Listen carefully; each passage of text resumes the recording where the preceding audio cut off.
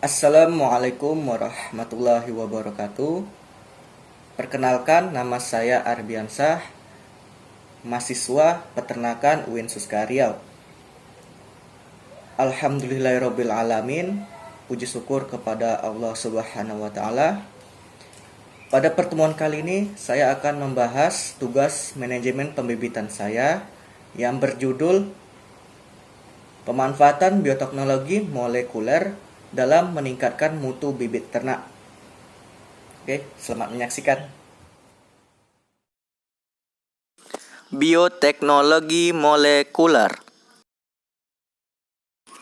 Bioteknologi berasal dari kata bios, hidup, teknos, alat, dan logos, ilmu.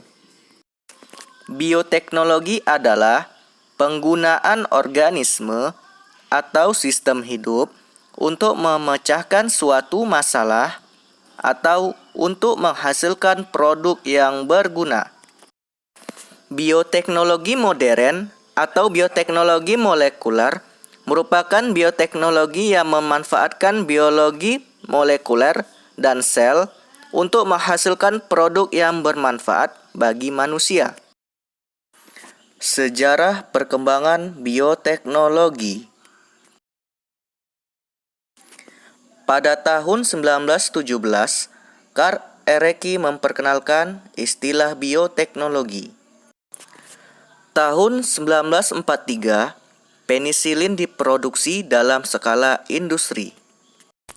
Pada tahun 1944, Avery, MacLeod, dan McCarthy mendemonstrasikan bahwa DNA adalah bahan genetik.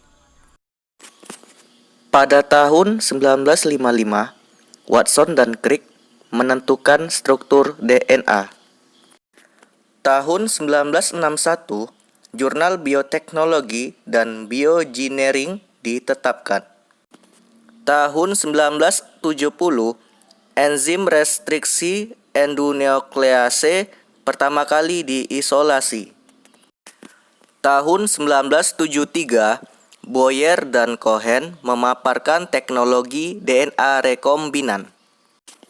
Tahun 1975, Kohler dan Milstein menjabarkan produksi antibodi monoklonal. Tahun 1978, Genentech menghasilkan insulin manusia dalam E. coli. Tahun 1981, untuk pertama kalinya, Automate DNA Synthesizer dijual secara komersial. Tahun 1981, untuk pertama kalinya, kit diagnostik berdasar antibodi disetujui untuk dipakai di Amerika Serikat. Teknik-teknik dalam bioteknologi. Fermentasi menggunakan mikroba untuk mengubah suatu senyawa seperti pati atau gula menjadi senyawa lain seperti etanol. Fermentasi digunakan pada bioteknologi klasik, industri farmasi, biopulping, bahan bakar, dan bioplastik. Analisis genetik mempelajari bagaimana sifat atau karakter yang diwariskan dari generasi ke generasi dan bagaimana gen dan lingkungan berinteraksi untuk menghasilkan suatu sifat. Analisis genetik dapat digunakan untuk diagnosis, pertanian, dan bahan bakar. Seleksi dan pemuliaan, yaitu manipulasi mikroba, tanaman, atau hewan, dan pemilihan individu atau populasi yang diinginkan sebagai stok genetik untuk perbaikan generasi baru. Seleksi dan pemuliaan dapat digunakan untuk bioteknologi klasik, produksi bahan pangan, dan bioplastik. Analisis DNA. PCR dapat membuat kopi segmen DNA, dan RFLP mapping mendeteksi keberadaan suatu gen pada DNA.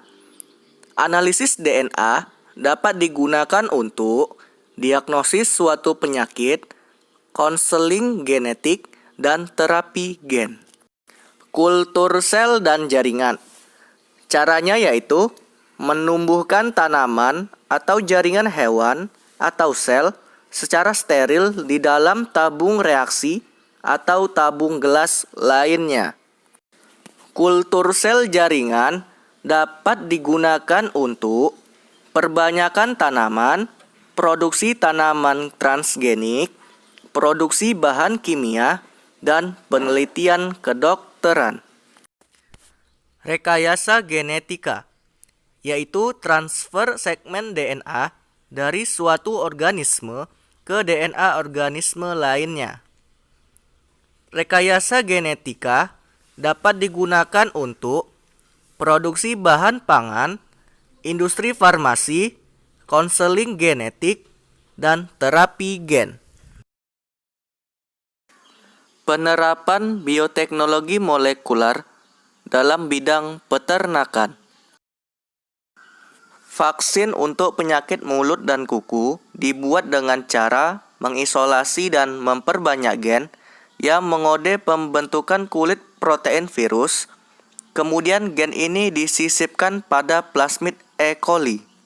Pembuatan hormon pertumbuhan dilakukan dengan cara mengisolasi dan memperbanyak gen pertumbuhan, kemudian disisipkan pada mikroba, dan akhirnya dihasilkan hormon-hormon yang dimaksud. Cloning reproduksi adalah proses untuk membuat salinan molekul, elektron, atau organisme multiseluler yang identik. Cloning reproduksi dapat digunakan untuk menghasilkan ternak yang identik dengan induknya. Metode identifikasi keragaman genetik. RFLP adalah identifikasi keragaman gen atau DNA menggunakan enzim restriksi. Mikrosatelit yaitu unit ulangan DNA berurutan terkecil sekitar 5 basa atau kurang, misalnya ACCGG, ATTT, GGC, AC, T, dan lain-lain, yang menyebar di dalam genom. Mini satelit yaitu unit ulangan DNA berurutan, biasanya berukuran antara 10-100 basa yang menyebar di dalam genom. RAPD atau amplifikasi acak polimorfisme DNA adalah teknik identifikasi keragaman DNA memerlukan pasangan primer, biasanya berukuran antara 8 mer hingga 12 mer, karena menggunakan teknik PCR.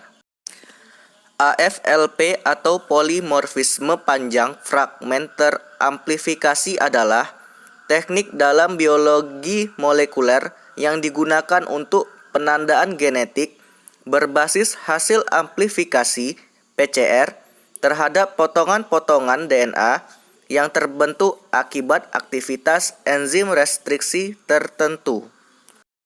SSCP atau polimorfisme rantai untai tunggal adalah perbedaan konformasi dari urutan nukleotida untai tunggal dengan panjang yang identik yang disebabkan oleh perbedaan dalam urutan di bawah kondisi eksperimental tertentu.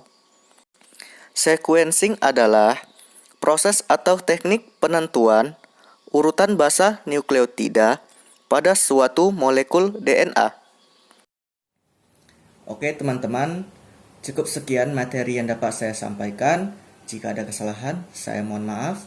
Saya tutup dengan doa kafaratul majelis. Subhanakallahumma wa bihamdika asyhadu an la ilaha illa anta astaghfiruka wa atubu ilaik.